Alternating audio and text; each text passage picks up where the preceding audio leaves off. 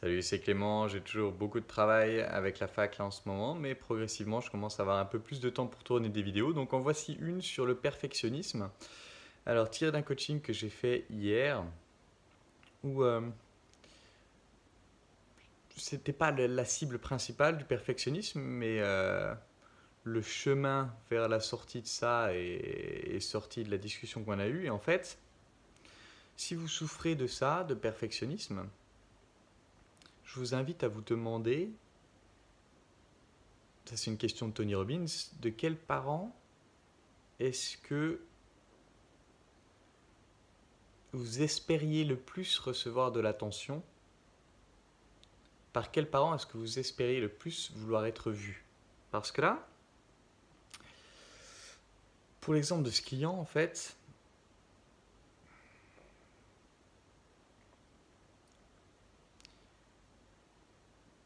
j'essaie de réfléchir si je vais vraiment dans le détail du cas ou pas, mais je pense qu'il n'y a pas besoin pour être plus simple. Sa mère était malade quand il était petit et du coup elle partait souvent à l'hôpital et il se retrouvait seul avec son père. Et son père, il devait s'occuper des tâches ménagères, on va dire, c'est-à-dire faire les courses, travailler en même temps, faire à manger, etc.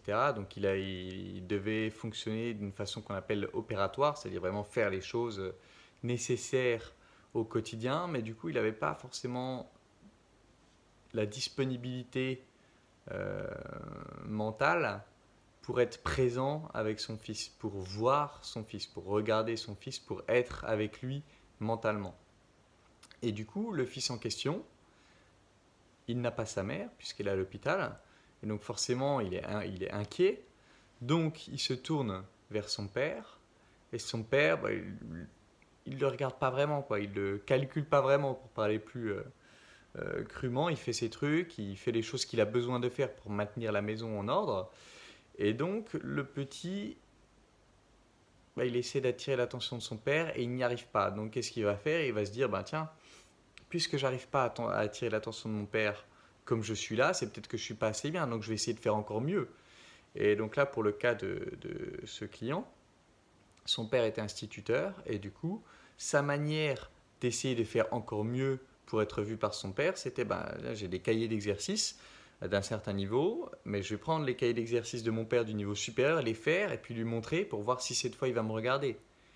Et il le fait, il va voir son père, ouais, ouais, ok, euh, ne le prend pas vraiment en compte. Et du coup, qu'est-ce que ça envoie comme message pour le petit qui essaie de comprendre avec ses propres moyens? C'est ah là j'ai fait mieux, mais c'était pas encore assez pour qu'il me regarde. C'était pas encore assez pour qu'il me prenne en compte suffisamment. Donc il faut que je fasse encore mieux. Et ça enclenche un cycle de je dois toujours faire mieux pour obtenir le regard de l'autre. Si je ne suis pas parfait, alors l'autre ne me regardera pas. Et donc ça, bien sûr, ça commence avec les parents, mais ça va s'exprimer plus tard dans à peu près toutes les relations, en particulier les relations intimes, c'est-à-dire avec les filles, où il y aura toujours ce sentiment un peu sous-jacent de moi tel que je suis comme ça aujourd'hui, je ne suis pas assez bien. Je dois faire quelque chose, je dois devenir quelque chose, je dois être quelque chose pour être vu par cette fille, pour que cette fille me considère comme assez bien. Et donc même si j'arrive à sortir avec cette fille, il y aura toujours cette angoisse sous-jacente de je suis pas assez, je la mérite pas, etc., etc. Et donc, comment se sortir de ça? Le premier point, c'est de s'en rendre compte, de voir d'où ça vient, de voir que peut-être ce que je vis avec la fille aujourd'hui, c'est une projection de ce que j'ai vécu plus tôt. Et ensuite, de remettre en question cette idée que j'ai besoin d'être parfait pour être vu. Pour le cas de mon père, de toute évidence, il ne pouvait pas me voir, mais aujourd'hui, ce serait,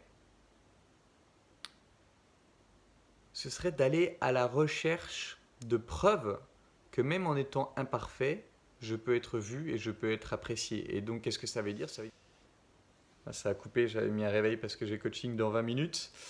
Donc je reprends. Qu'est-ce que ça veut dire? Ça veut dire être authentique, ça veut dire se montrer être vulnérable, se montrer tel que je suis avec mes failles et aller à la recherche de ceux pour qui ce sera assez, de ceux qui jugeront ça comme assez bien.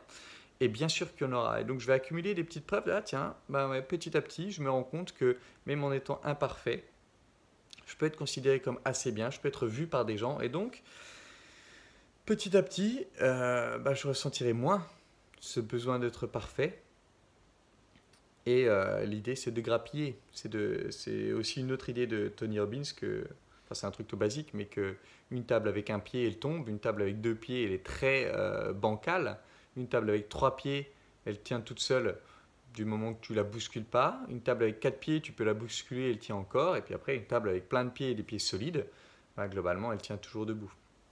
Donc l'idée, ça va être d'accumuler des preuves que l'imparfait que je suis peut être vu, peut être apprécié, peut être accepté par l'autre.